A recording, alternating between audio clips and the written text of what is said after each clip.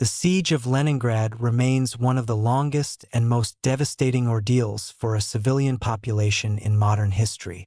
Lasting approximately 900 days from September 8, 1941 to January 27, 1944, it was not a classic military confrontation but a deliberate war of attrition against a city of 3 million inhabitants. Its origins lie in Operation Barbarossa, the Nazi invasion of the Soviet Union in June 1941. For Adolf Hitler, Leningrad held dual significance. It was a vital industrial and naval center and the symbolic cradle of the Bolshevik Revolution. Its capture or destruction was deemed essential for both strategic and psychological victory. However, German military planners concluded that a direct assault on the heavily fortified city would be too costly. Instead, Army Group North under Field Marshal Wilhelm von Lieb executed a rapid advance to encircle it. By late August, railway connections were severed, and on September 8th, with the capture of Schlisselburg on the shores of Lake Ladoga, the last land connection to the rest of the Soviet Union was cut. Leningrad was completely blockaded, save for the perilous potential route across the lake. The German High Command issued a directive. Leningrad was to be wiped from the face of the earth through encirclement, relentless artillery bombardment, and aerial bombing. The Finns, fighting a separate continuation war against the USSR, advanced from the north, completing the isolation from that direction. Although Finnish troops halted at the old border and did not participate in storming the city, their positions tightly sealed the northern approaches. The stage was set for a siege where starvation and cold were the primary weapons. Initially, many Leningraders, including city officials, underestimated the duration and severity of the blockade. Food stockpiles were insufficient, and the chaotic evacuation of industry and people in the preceding weeks had deepened the logistical crisis. In the autumn of 1941, the grim mathematics of survival began.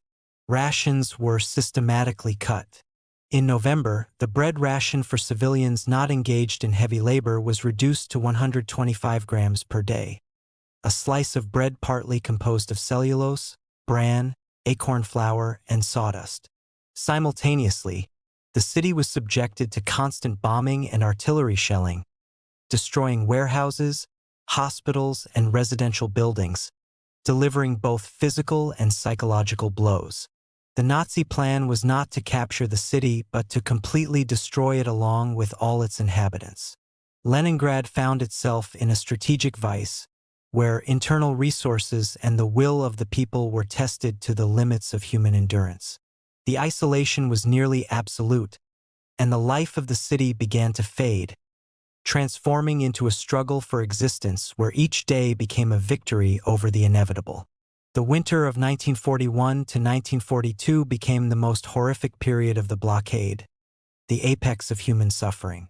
When temperatures dropped below -30 degrees Celsius, the city's life support systems failed. There was no fuel for power plants, central heating, or water mains. People dismantled wooden buildings, burned furniture, books, and parquet floors to heat themselves with makeshift Burzwika stoves. Water bodies froze.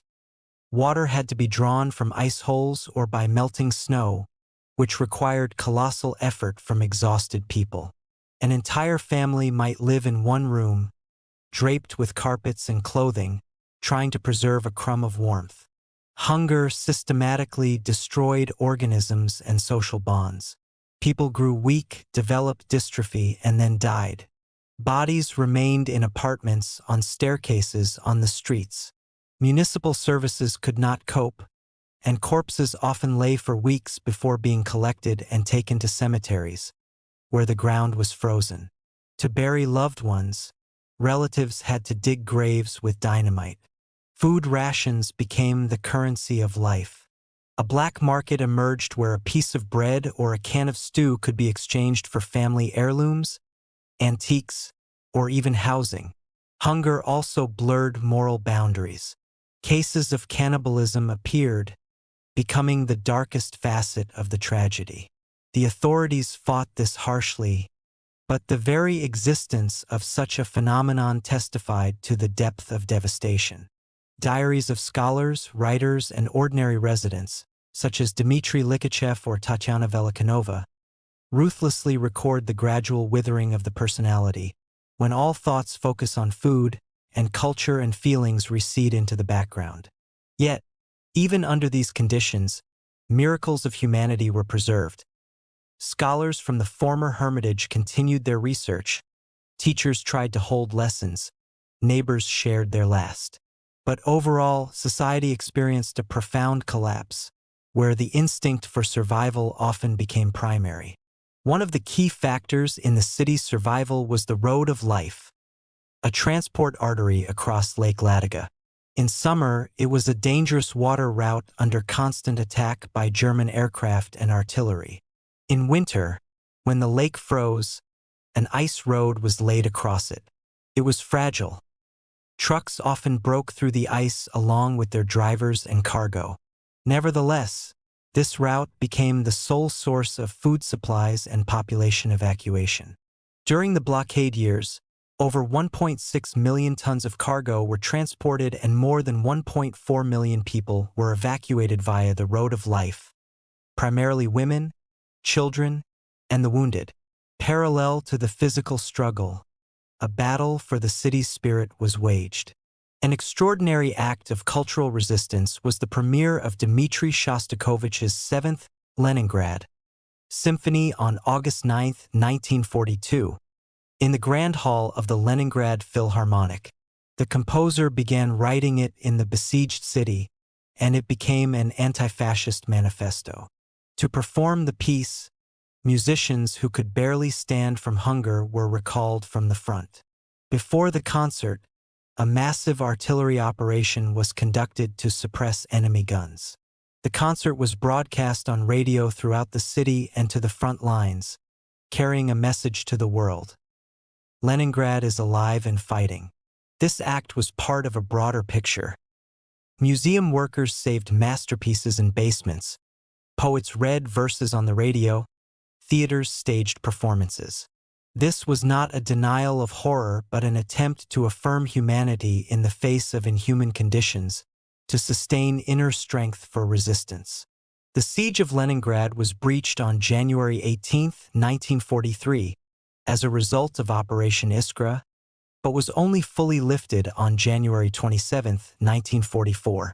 The city that gained freedom was in ruins, inhabited by exhausted people.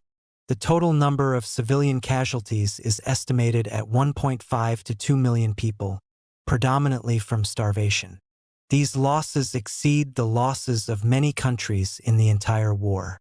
Physical recovery took decades, but deeper wounds remained in the psyche of the survivors. The blockade syndrome, a complex of physical and mental disorders, was passed down even to children and grandchildren. In Soviet historiography, the siege was portrayed primarily as a story of heroic resistance and triumph of the spirit. The full scale of the tragedy, social collapse, the extent of famine, and political mistakes of the leadership were often suppressed.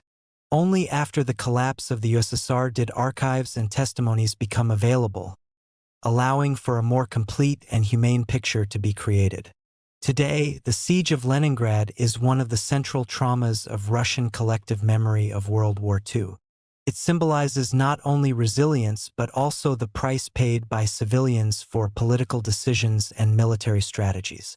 The memory of it serves as a stern reminder that modern war is not only battles between armies but total war against cities and their inhabitants, where the most terrible weapon is often hunger.